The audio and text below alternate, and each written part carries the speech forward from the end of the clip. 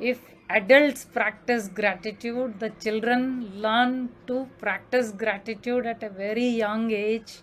And if they are actually able to practice it, there is no looking back for them in their life. They can easily breeze past through, and that could be the best gift any parent could give for their child. Hello, friends. I'm with you with another episode of Manoj Simplify show. And today we are going to discuss about overcoming emotional baggage. And for this, I have a very special guest, Dr. Rajalakshmi, who is from Navi Mumbai.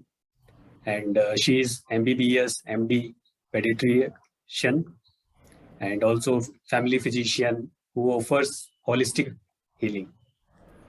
And she has also served in Indian Navy for 8 years as a medical officer. She is focusing on mental mastery. She is helping many people with that. So I welcome you, Dr. Rajalakshmi. Thank you so much, Manoj. Great. So before we start conversation on overcoming emotional baggage, I would like to know from you about your journey from MBBS, MD to holistic healing and wellness. How did you shift towards holistic healing? Yeah. See, around the time of MBBS, I have been a sports person. I used to play badminton. So some amount of that sportsmanship and overcoming challenges in small amounts was already in exposure. Yeah, by the time I finished with the Indian Navy, my father had passed away. It was a big setback for me. And in the Navy, they're very strict for all the medical this thing. Even if there is a little dip in your emotions, you are not considered for permanent commission. So I lost my chance. First of all, I was not very clearly decided. By the time I took a decision, then these mishaps happened, and finally I left the Navy. In the Navy, in fact, I was down categoried, saying that I can't take the stresses of service. There was a moment there, and but subsequently from there till today, I wrote a ebook on how to be positive and confident in every stage in life. That is the journey. I did my MD in INHS Ashwini in the year 2001. That was a good 15 years leap. After that, I took a decision to leave services because post graduations were not happening together. And the last posting was in Bombay. I did my post graduation, and after the post graduation, again I was working in small little jobs, like more like a family person, not being idle as a career woman, serving patients. Wherever I was getting ad hoc jobs, I was picking up and honing my skills. The I suddenly lost my husband in the year 2006. We were badminton players. We met on a badminton court, and 15 years after a good married life of 15 years, within 2 hours, I lost him again to a game of badminton. He had just gone, went to play badminton, and there he had a massive heart attack at the age of 41. And within 2 hours, my entire life turned upside down. That was the turning point, a dip, you can say.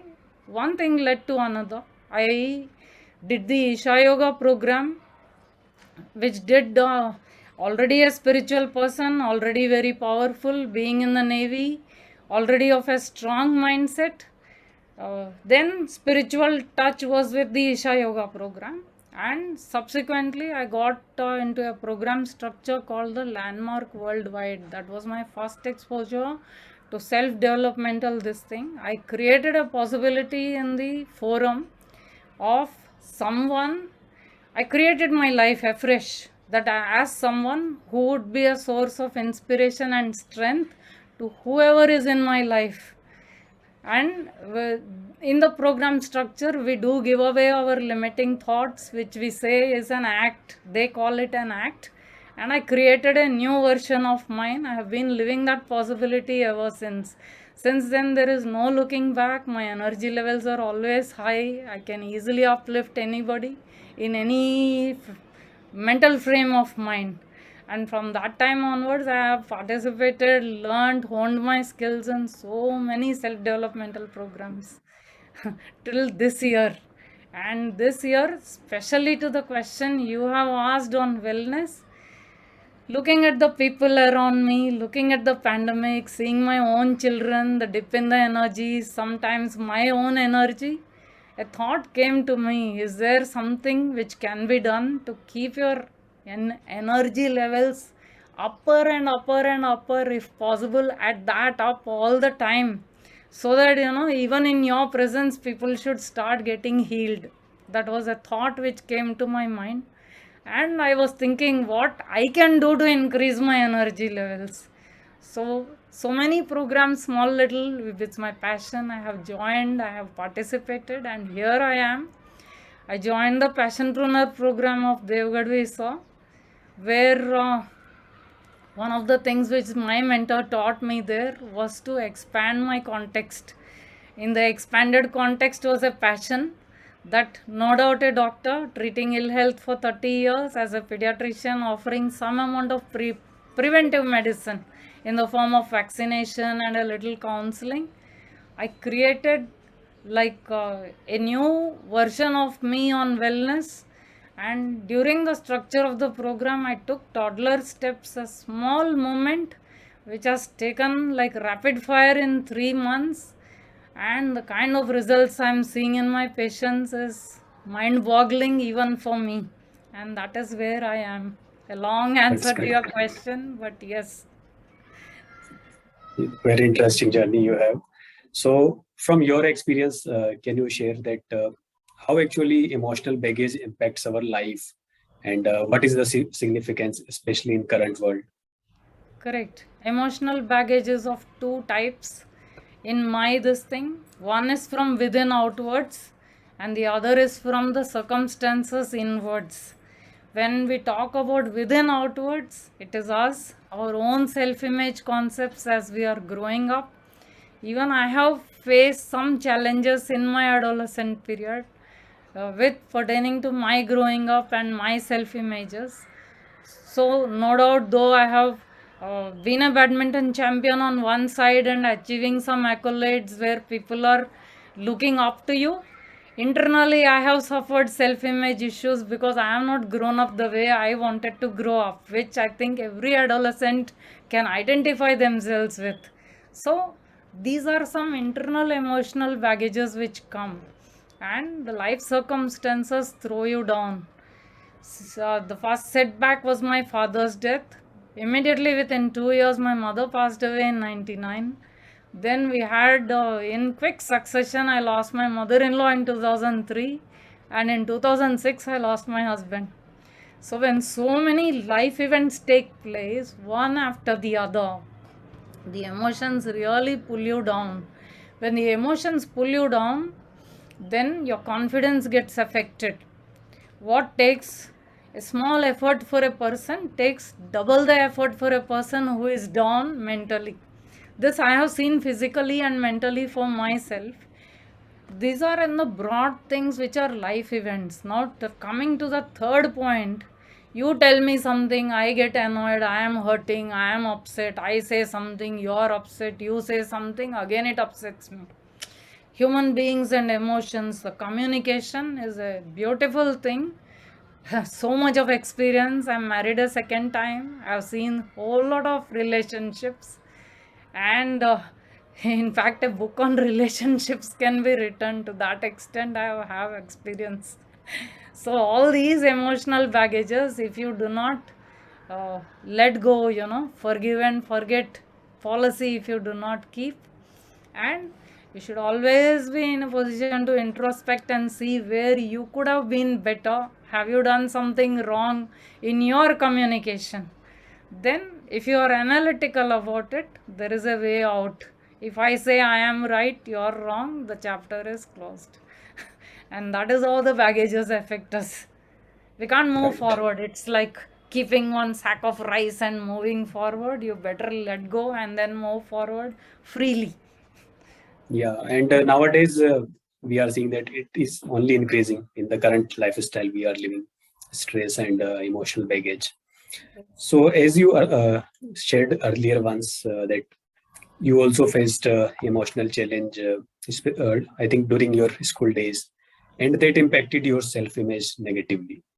Yes, So, can you please share on that? How did you overcome that? I'll tell you, it was not immediate. For many, many years, I was not, how shall I say, blessed with good features, good height, but I have not been well endowed or curvaceous like many of my colleagues. In growing stages, this used to affect me. And self acceptance, we cease becoming internal when we slowly start becoming external. Luckily, in the profession as a doctor, always giving others, when you are external, you cease to remain internal. And then when you actually start serving more, then this is what I teach my participants also. The more love you give in the world, the more love comes back to you. And the more love which comes back to you, you start loving yourself more and more. This transition happened somewhere at the age of 40. Till 40 it took such a time, like, you wonder, अरे यार सब कुछ तो है, why this also I should have been blessed with, ऐसे लगता है. What I'm sharing is very easily relatable to many people. That is why I'm sharing openly. So that is how it is. So at the age of 41, suddenly I said, okay, X are my good qualities, X are my good personality traits. Why don't I encash on my personality traits wholeheartedly to contribute more? And you remember, I created a possibility of being a source of inspiration. That also helps. When you are living your possibility 24/7, you're present to your possibility, and then you cease to be anything else other than your possibility. Wow. So that is very interesting. Sharing the love and caring for others, and that ultimately helps you overcome your emotional challenges. So that's great. So recently, I saw one of your posts on social media that is it possible to treat the body through the mind? So can you please elaborate on that because that is very interesting. It is interesting. There are lovely books written on this. At least four books are there. One, The Power of Your Subconscious Mind by Joseph Murphy. Second, You Can Heal Your Life by Louise Hay. Then you can heal your body through the mind. Uh, the author will kill me, but I'm not immediately getting the name of the author. It's a famous book where lot of visualization techniques are explained. My program is nothing but a practical implementation, amalgamation of all these books. Plus, I learned from my mentor, Mr. Pradeep Agarwal, who is a master hypnotist. Way back in 2010, I had a chance to participate in his workshops. And there I have actually learned some techniques of self hypnosis and relaxation, and how we can change our mind by giving auto suggestion to the subconscious mind. I have actually listened to many of his tapes, and my program is nothing but a practical implementation of all these books and what all my mentors have taught me, what I have learned down the ages, plus my own experience on self image, self love, and what I have realized by service to others. And when I started giving it in a small module like this over half an hour, first batch came with good results. I thought, ठीक है होगा. We do read books and then we implement structure programs. But then the second batch and now the third batch, the results, I myself am surprised, Manoj, because one of my patients has reversed arthritis. One of my patients had allergic rhinitis complaint for 5 years almost. I always, when I would see, she would always be upset, unhappy. And last week only she came to my clinic and she said, Madam, mera sardi chala gaya. What fulfillment more. No, it really works. All these books are written. The book on psychocybernetics was written by a plastic surgeon. He explains his experience where people undergo surgeries. Some of the patients transform, and some of the patients still do not transform. That is because of their self image and self esteem. And So if you can share the just the essence of this, that how does it actually work? Okay. One, in my program, what I do is I teach that we bless people, we get blessings. When I tell like this to Manoj, bless people and people will bless you, you will listen and you will leave it. Or you may assimilate some of it. To my patients, in deep relaxation, when I give it, it's like an auto suggestion feeding to their mind that they will bless people and they will get blessings in return. They will love people, they will get love in return. They will thank people and acknowledge them, and they will get acknowledgements back in return. And they can easily forgive people, ask for forgiveness, they can say sorry, take sorry, to explain a few. And visualization, some of my patients who are not well, in visualization I actually tell them to visualize as though their illnesses are all going away. We give it in the form of a guided meditation, so when they practice it actually manifests.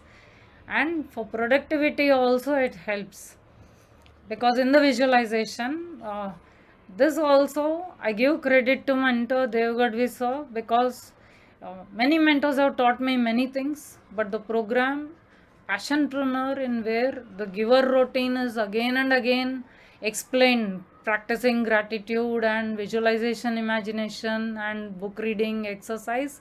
For me, the imagination and visualization, already I am hold on self hypnosis and all. As I master NLP, I use anchoring techniques of NLP to positive thoughts. So all my participants look at the sun and feel blessed. They don't have a choice because they are subconsciously auto suggested in such a way, and it helps. I think gratitude itself helps. Others are bonuses. Absolutely. And it's very interesting that our mind has so much capability to heal our body, and using visualization, it works. So that's a very interesting takeaway for all of us. And you also mentioned about energy, and we see that everything is energy, and we need lots of energy to perform and grow in our life. And I have seen you are one person who is always full of energy. So what is the secret of your high energy? One of the secrets was practicing these guided visualization tapes of my mentor, Pradeep Agarwal. I think it started from there. Then giving service, when you really love what you're doing, you are always in energy. And I have so many passions. Yeah, when I'm in the clinic, also, I am fully at it. It gives me great pleasure to treat my patients. I love my little ones. So love is a very important factor there. I love all my little children who come to the clinic. So constantly the children are always energetic. We are energy. We are connected by energy.